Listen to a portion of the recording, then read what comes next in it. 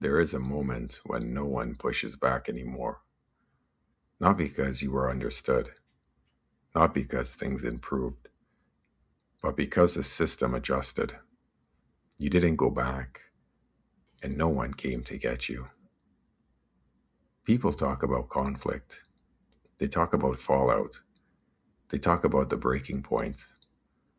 But almost no one talks about what comes after the quiet, the stretch of time where nothing happens.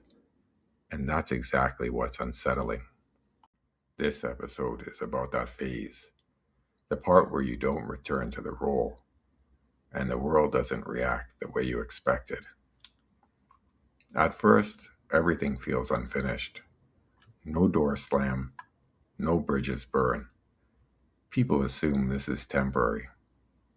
They expect you to cool off, to soften, to come back around. The door stays open. Not out of care, out of habit.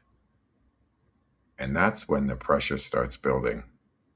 Not loudly, quietly. Systems don't rely on confrontation. They rely on consistency. As long as you've always come back before, they'd assume you will again. So instead of force, they apply expectation. Silence becomes the test. The lie sounds harmless. This isn't over yet. They just need time. Once things settle, it will go back to normal. That sentence keeps people suspended, waiting, available. Then comes the signals.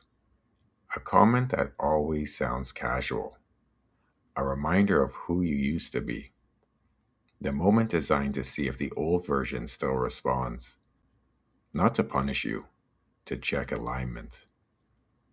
Most people re-enter here without realizing they've stepped back inside. But if you don't respond, something changes. Not emotionally, structurally. Conversations shorten. Access narrows. Your importance quietly recalibrates. There is no announcement. The system just starts operating as if you are no longer central. That's the moment the role expires. And this is where it's going to start to feel strange. Some people stop reaching out. Some connections feel thinner. Some relationships end without ever being named as endings. No villain, no apology, just absence. Not because you did something wrong, but because the function you served is no longer available. When the role collapses, the noise goes with it. And that silence can feel like a loss. But it isn't loneliness. It's the absence of demand. The space where you used to perform has gone still. And for the time, nothing rushes in to replace it. There's no reward phase, no validation.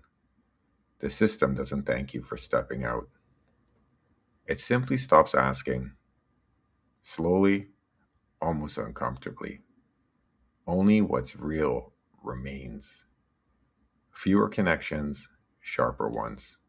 Less attention, more accuracy. If you went back, you'd regain familiarity. If you don't, you lose convenience and gain clarity.